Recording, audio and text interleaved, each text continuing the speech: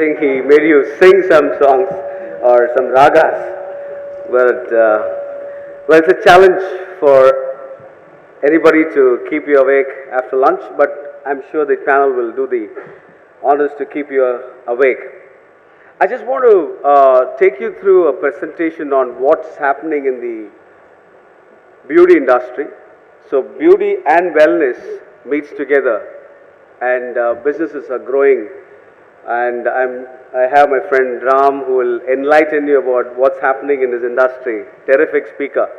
Okay, you cannot sleep. Okay, I guarantee you that he will not allow you to sleep. The industry is growing at a very fast pace. 10,000 crores is the size of the industry. In those days, if you go back to what our parents did was to go to a regular barber shop. But today we don't go to a barber shop.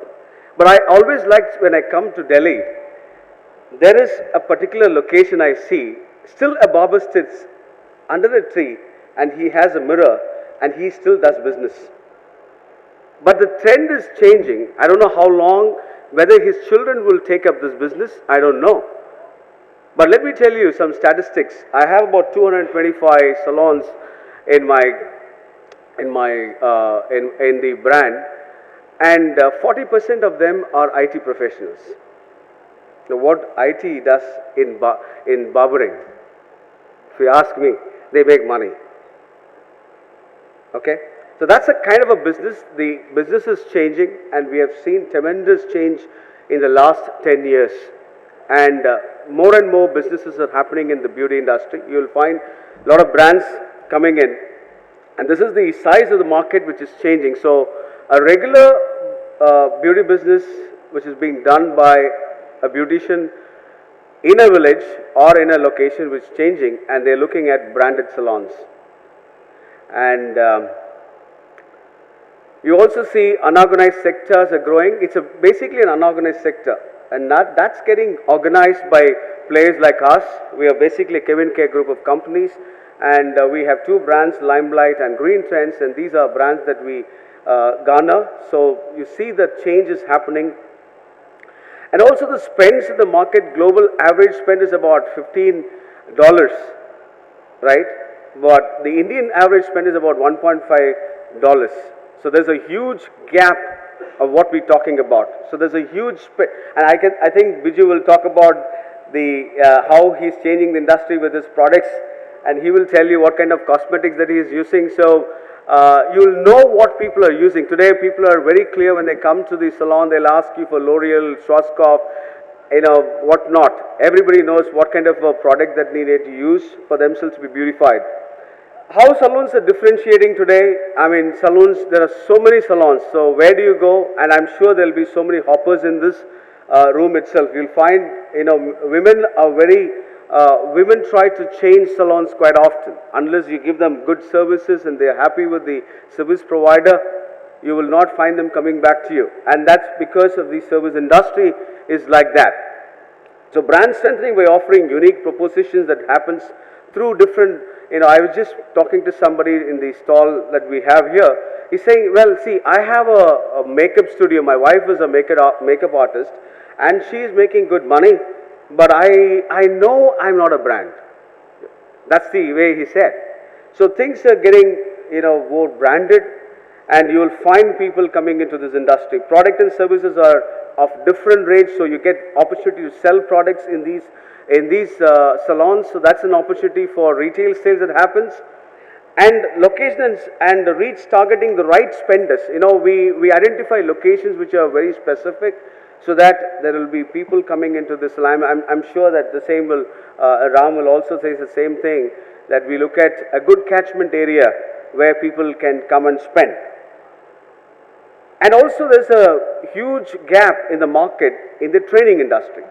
So if you are a professional sitting here, there's a good scope for training. If in those days it was NIT, APTEC, SSI, you had a lot of training centers which are mushrooming in those days, and the IT turned around. I'm sure by NSDC today, I think you would have heard about skill development programs, and we have a lot of training programs that's going to come up in India, and we're looking at developing a lot of beauticians in the country. And let me tell you, I have incidences where people who are having PhDs are coming and learning this skill.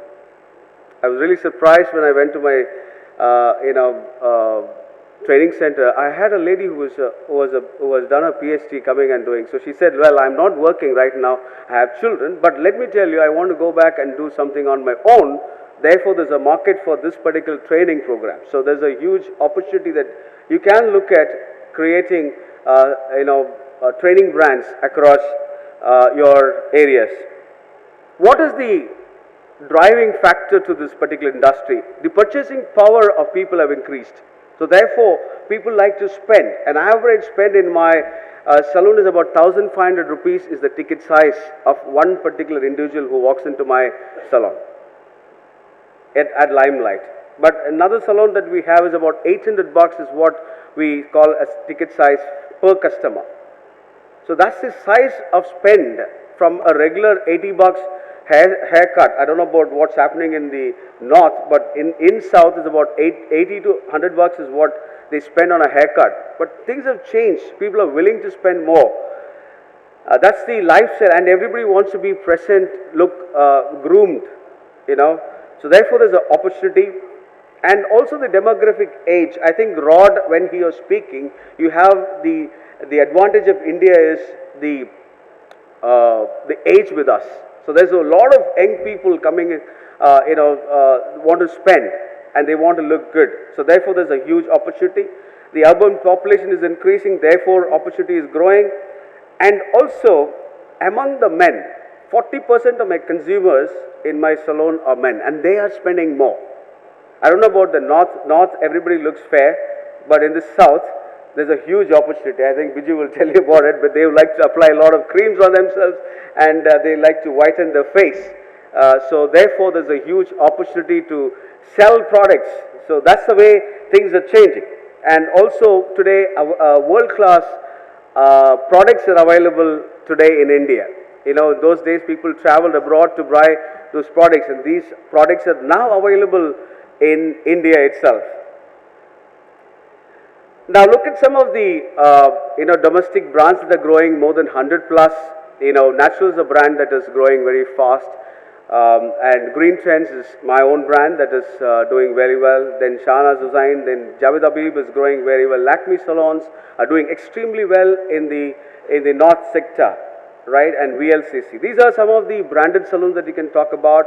And the other salons, there are n number of salons which people have, about 10 to 40, 50 salons that they have. So you will find that the sector is growing, and therefore a lot of investments are happening in this sector. Now why franchising is important in this industry? Because you get these kind of supports that is listed by a franchisor, and therefore it's easy for you to join hands with some of the brands and become a franchise and make money. Now, some of the difficulties that you face is skilled hairstylists. That's a problem of the industry, but that's getting over because of the schools that are starting now. That a lot of the NSDC has just started looking at funding this sector, and there is a growth that is happening. Therefore, that will be overcome. Lack of financing and bank funding. Banks does not fund these kind of programs. Let me tell you that we have tied up with two banks, which is Bharati Mahila Bank and IDBI is funding our franchisees. So we have worked towards making these banks fund our franchise programs. So therefore, there's a growth that is going to happen. Difficulty in scaling up. It's because it's not a mechanized industry where you can't use robots to cut your hair at this point of time. Therefore, human have to cut your hair. Therefore, that's the difficulty that we find in this industry. But I'm sure the growth will change, and we'll find that people will be willing to. I used to ask some of them, will you send your children to become a barber?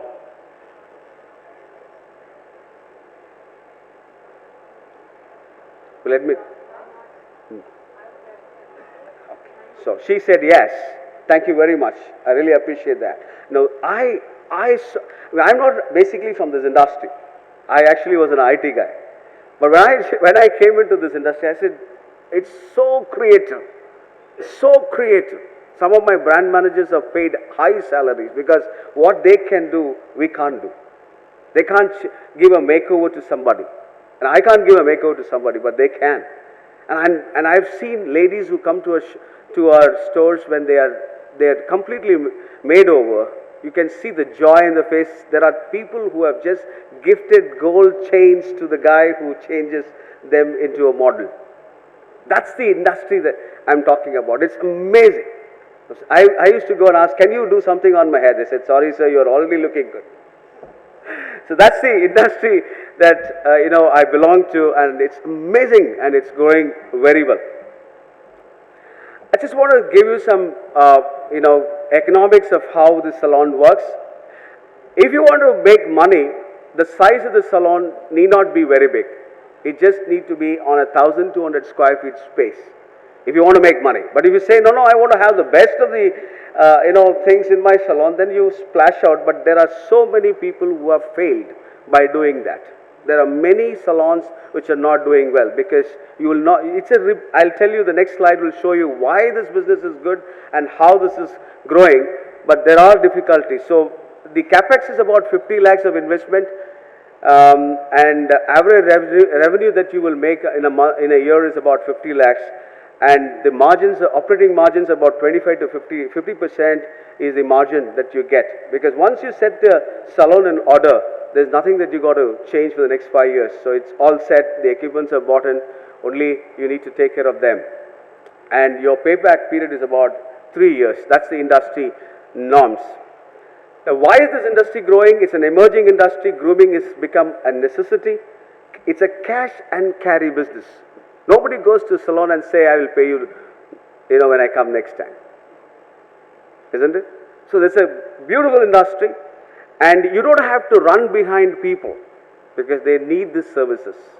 So they just come in if you give good services to them. That's the key. The key is if you provide good services, and you will find these people coming back to you again and again. And it's a high margin and a repeat business. That's the industry that I'm talking about. I'm available. You can call me whenever you need. I will help you. That's about the industry. Thank you very much.